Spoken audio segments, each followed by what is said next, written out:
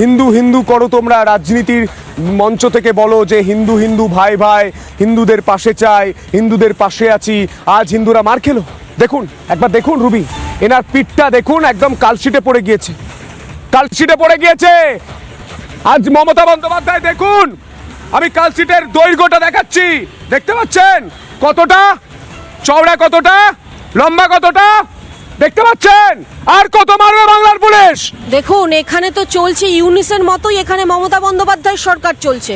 ওপারেও যেভাবে মূর্তি যেভাবে ভাঙা হয়, এপারেও মা কালীর মূর্তিকে প্রিজন ভ্যানে নিয়ে যাওয়া হয়, সরস্বতী ঠাকুর পুজো দিতে দেওয়া হয় না, লক্ষ্মী পুজো দিতে দেওয়া হয় না, দুর্গা পুজো দেওয়া হয় না।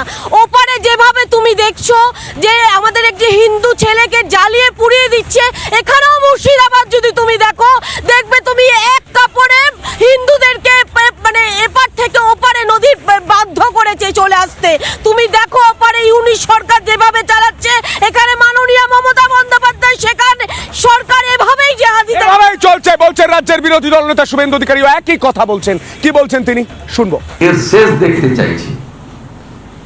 আজকে পশ্চিমবঙ্গে কলকাতা পুলিশের এই লাঠি চালনার মধ্য দিয়ে মমতা বন্দ্যোপাধ্যায় আর মোল্লা ইউনুসের মধ্যে কোনো পার্থক্য নেই, এটাই প্রমাণিত হলো।